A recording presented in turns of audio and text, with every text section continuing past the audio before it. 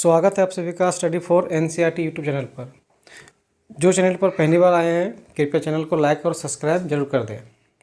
आज हम कक्षा 8 की गणित विषय की मॉडल प्रश्न पत्र लेके आए हैं। यह प्रश्न पत्र परीक्षा के दृष्टिकोण से बहुत ही महत्वपूर्ण है। चलिए चलते सबसे पहले प्रश्न की ओर। सबसे पहला प्रश्न है 5 का गुणात्मक प्रतिलोम क्या होगा। तो किसी भी संख्या का गुणात्मक प्रतिलोम ज्ञात करने के लिए उस संख्या के अंश को हर में तथा हर को अंश में बदल देते हैं। यहाँ 5 है, 5 के हर में कुछ नहीं है, तो जिसके हर में कुछ नहीं होता है उसका बटा में 1 होता है। तो हम 1 को ले जाएंगे ऊपर और 5 ले आएंगे नीचे, 1/5। तो ये सही उत्तर 1/5। अगला प्रश्न है 2 परिमेय संख्याओं के बीच कितनी परिमेय संख्या होगी। तो किन्हीं भी 2 परिमेय संख्याओं के बीच अनंत परिमेय संख्या होती है। सही उत्तर डी। अगला प्रश्न गुणनफल 1 प्राप्त करने के लिए 9/23 को किससे गुणा करना होगा। तो किसी भी संख्या का गुणनफल 1 प्राप्त करने के लिए उस संख्या के व्युत्क्रम से गुणा करना पड़ता है। तो 9/23 है, इसको गुणा करेंगे 23/9 से। सही उत्तर सी नंबर। अगला प्रश्न है 3/5 का व्युत्क्रम होगा। किसी भी संख्या का व्युत्क्रम करने के लिए अंश को हर और हर को अंश में। मेरे यहाँ पर अंश 3 है तो 3 ले आएंगे नीचे और 5 को ले जाएंगे ऊपर। 5/3 ए नंबर। अगला प्रश्न 2/3 का समतुल्य परिमेय संख्या। ये 4 ऑप्शन दिया हुआ है यहाँ पर ही। चारों ऑप्शन को हम काट के देखेंगे किससे 2/3 प्राप्त होता है। तो इसमें बी नंबर है 4/6।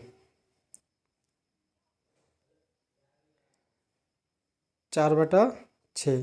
ये 2 का पहाड़ा में 2 बार, ये 2 का पहाड़ा में 3 बार। तो इस 2/3 समतुल्य आ गया।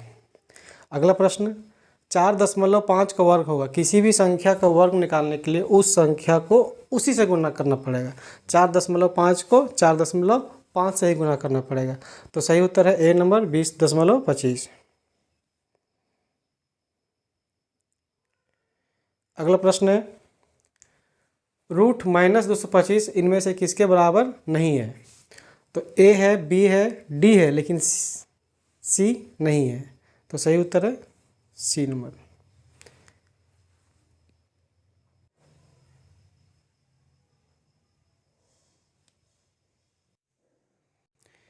अगला प्रश्न है 72 को किस सबसे छोटी संख्या से गुणा करें कि वह पूर्ण घन संख्या बन जाए। तो 72 को 3 से गुणा करेंगे तो ये पूर्ण घन संख्या बन जाएगा। तो सही उत्तर है बी 3। अगला प्रश्न है 9999 का पावर 0 का घात 0। तो किसी भी संख्या का घात यदि 0 हो तो वो 1 के बराबर होता है।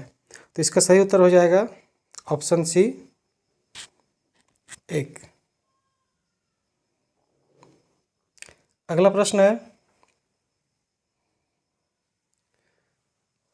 3 का पावर 0 गुना 4 का पावर 0 गुना 5 का पावर 1। तो 3 का पावर 0 से 1, 4 का पावर 0 से 1 और 5 लिखना एक बार, तो गुना करने पर 5 ही प्राप्त होगा। सही उत्तर सी।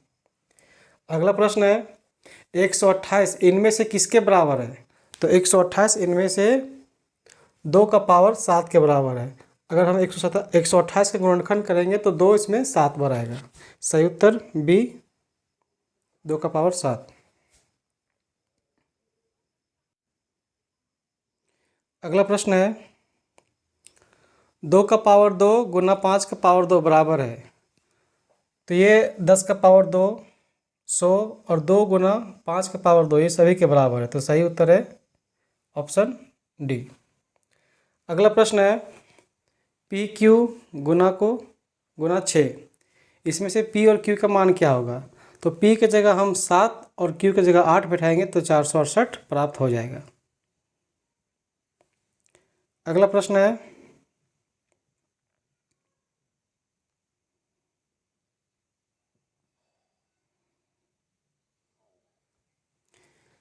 20x² वाई अपॉन या भागा 5xy। तो 5 का पावर हम 20 4 बार में, x है 2 बार,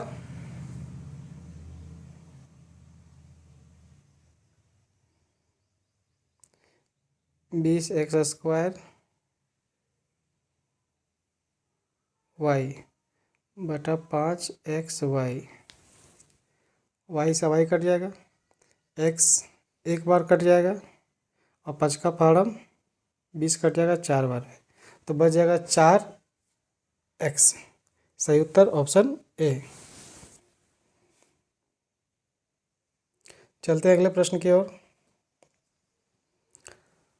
x प्लस वाई का होल स्क्वायर माइनस 4xy को सरल करने पर प्राप्त होगा। जब इसको हम सरल करेंगे तो a भी प्राप्त होगा, b नंबर भी प्राप्त होगा, c भी प्राप्त हो सकता है। तो सही उत्तर है डी, इनमें सभी। अगला प्रश्न है x का पावर 4 माइनस 81 का गुणनखंड होगा। तो जब हम चलिए इसको हल करते हैं।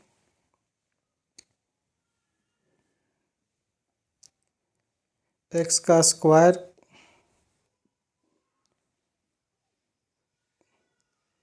माइनस 9 का स्क्वायर तो हो जाएगा x स्क्वायर प्लस 9 और x स्क्वायर माइनस 9। ये x स्क्वायर प्लस 9 तो रहेगा और ये हो जाएगा x माइनस 3 और x प्लस 3। तो सही उत्तर है option D, sorry option B.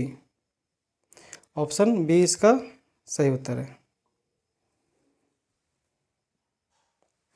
अगला प्रश्न है x प्लस 3 बराबर 0 में x का मान होगा। तो 10 में से 3 घटाएंगे तो 7 प्राप्त होगा। सही उत्तर बी।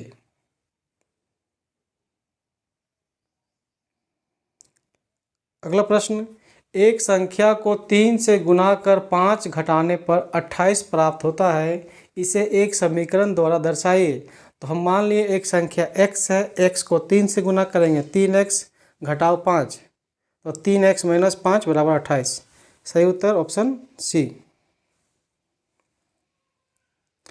अगला प्रश्न है 300 kg आलू है, उसमें 10% आलू सड़ गया है, जिसे हटा दिया गया है। कितना आलू बचा है? तो 300 का 10% निकालेंगे, 30 निकलेगा।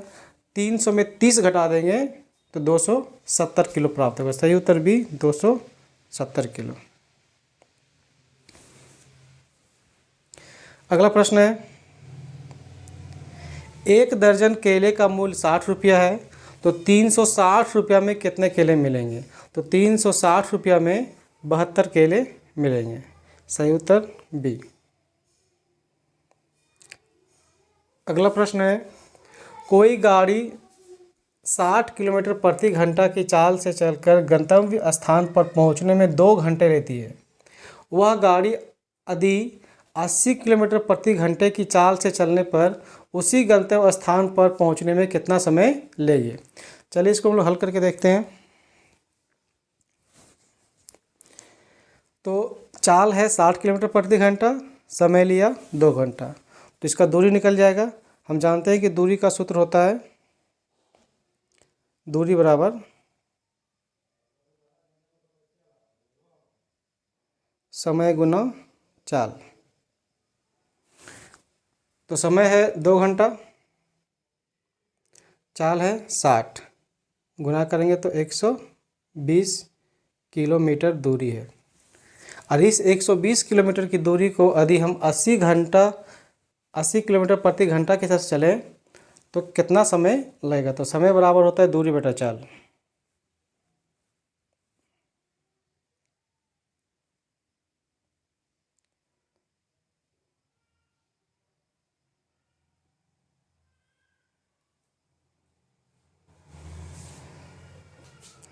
समय बराबर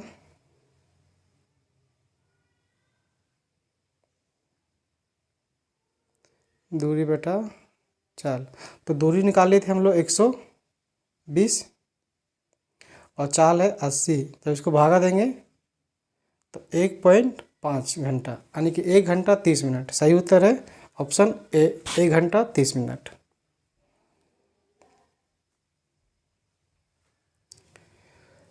चतुर्भुज के अंतःकोणों का योग होता है, किसी भी चतुर्भुज के अंतःकोणों का योग 360 डिग्री होता है। सही उत्तर ऑप्शन ए।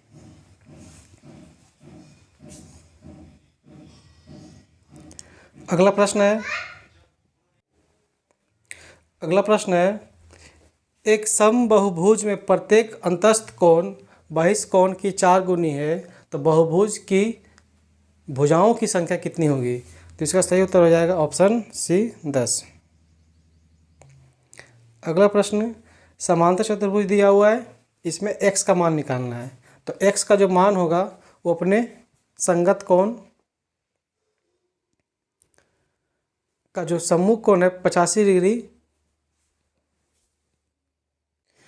तो x का मान 180 में अगर हम 85 घटा देंगे तो 95 डिग्री प्राप्त होगा। तो सही उत्तर ऑप्शन बी 95।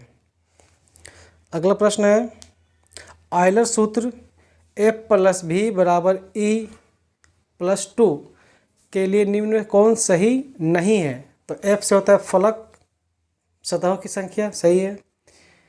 V से होता है शीर्षों की संख्या, जबकि यहाँ पर दिया है V = बिंदुओं की संख्या, जो कि ये सही नहीं है। तो सही उत्तर है बी। अगला प्रश्न है इनमें से कौन सा त्रिविमीय नहीं है? तो त्रिविमीय आकृति हम उसे कहते हैं जिसमें लंबाई, चौड़ाई और ऊंचाई हो, जबकि आयत में सिर्फ लंबाई और चौड़ाई होता है, इसलिए आयत त्रिविमीय नहीं है। सही उत्तर ऑप्शन ए। अगला प्रश्न, निम्नलिखित में से कौन आयलर सूत्र है? तो आयलर सूत्र F + V = E + 2। सही उत्तर ऑप्शन ए। अगला प्रश्न है किसी त्रिभुज PQR के लिए निम्न में से कौन संबंध नहीं है? तो त्रिभुज का गुण है कि दो भुजाओं का योग हमेशा तीसरी भुजा से बड़ी होनी चाहिए। तो इसमें ऑप्शन के अनुसार ऑप्शन बी सही है।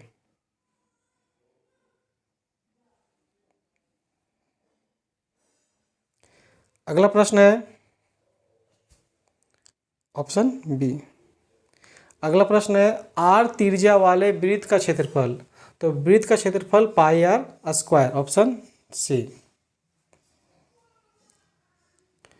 अगला प्रश्न है एक समचतुर्भुज का क्षेत्रफल ज्ञात कीजिए जिसके विकर्ण की लंबाई क्रमशः 24 सेंटीमीटर और 10 सेंटीमीटर है। तो हम जानते हैं समचतुर्भुज का क्षेत्रफल 1/2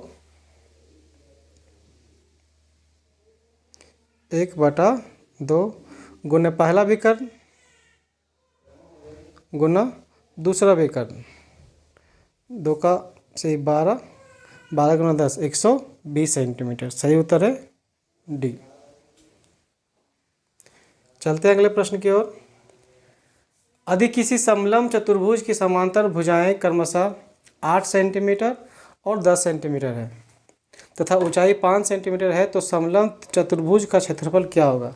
तो समलंब चतुर्भुज का क्षेत्रफल होता है 1/2 समांतर भुजाओं का योग, 8 और 10 को जोड़ेंगे 18 गुना ऊंचाई है 5, 9 बार में कट जाएगा, 9 × 5 = 45। सही उत्तर ऑप्शन सी 45। चलते अगले प्रश्न की ओर। एक घन जिसकी एक भुजा 5 सेंटीमीटर है का आयतन क्या होगा? तो घन का आयतन उसका भुजा का क्यू होता है, यानी कि 5 को 3 बार लिख के गुना करना पड़ेगा, 5 गुना 5 गुना 5। सही उत्तर ऑप्शन सी 125 सेंटीमीटर क्यूब। अगला प्रश्न है घन का कुल पृष्ठीय क्षेत्रफल क्या होगा? एक घन में कुल 6 सतह होती है, इसीलिए इसका ऑप्शन के अनुसार ऑप्शन बी 6l² सही है।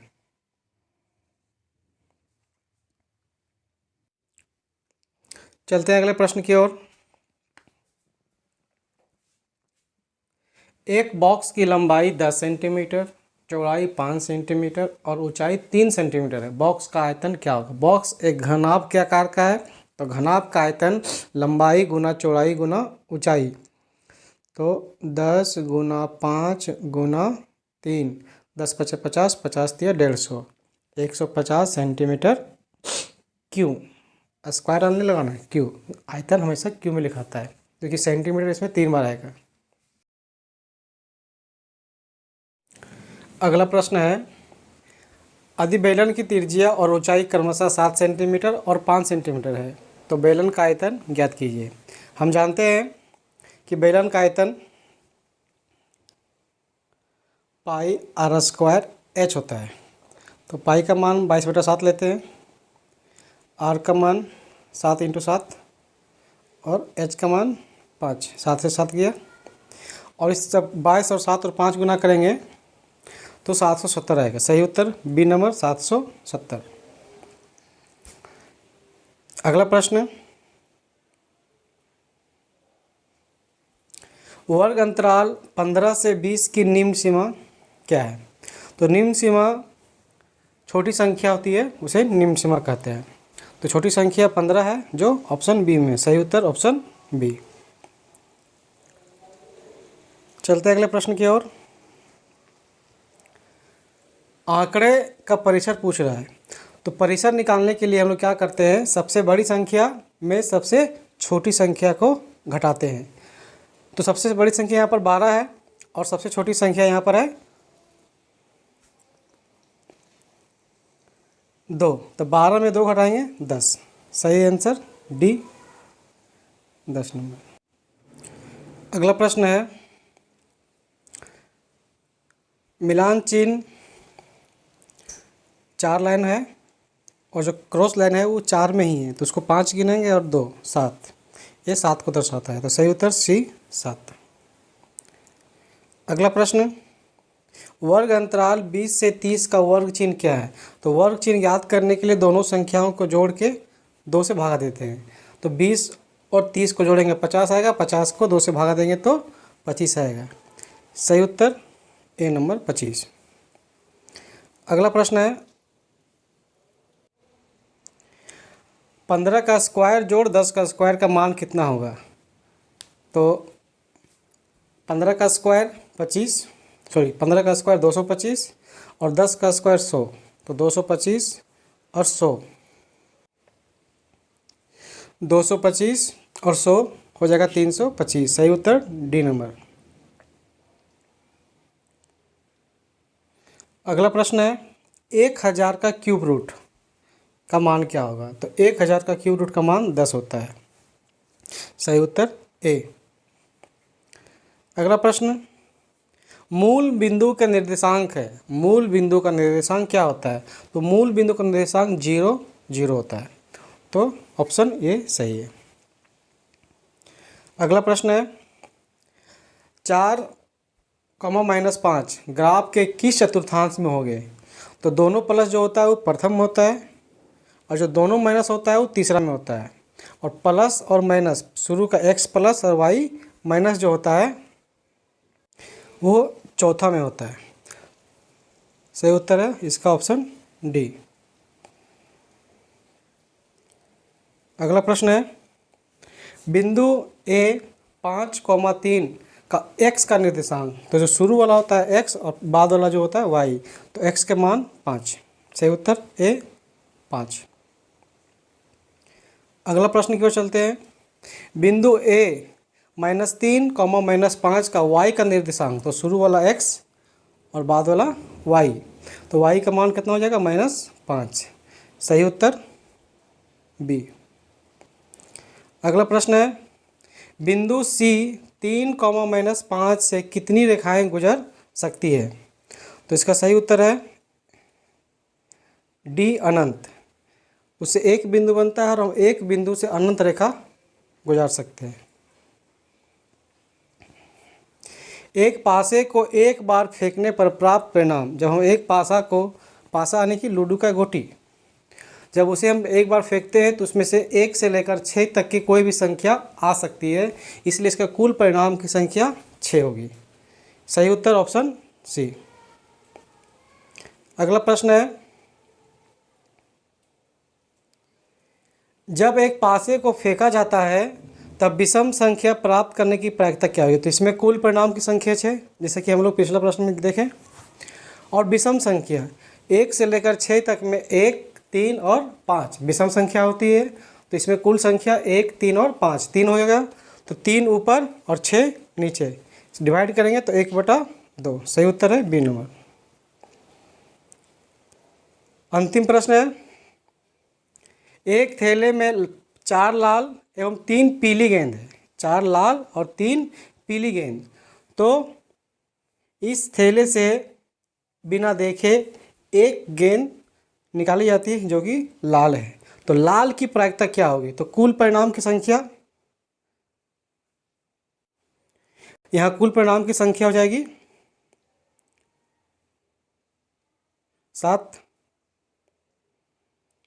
और लाल गेंद की संख्या है 4, तो 4 ऊपर में 4/7। सही उत्तर ऑप्शन ए। इस तरह से हमने आज कक्षा 8 की गणित की 50 वस्तुनिष्ठ प्रश्न देखे, जो परीक्षा के दृष्टिकोण से बहुत ही महत्वपूर्ण है। आप सभी बच्चे ध्यानपूर्वक इन प्रश्नों को देख लेंगे और परीक्षा में आने की प्रबल संभावना है। जो चैनल पर नए होंगे कृपया चैनल को लाइक और सब्सक्राइब जरूर कर देंगे। मिलते हैं नेक्स्ट वीडियो पर।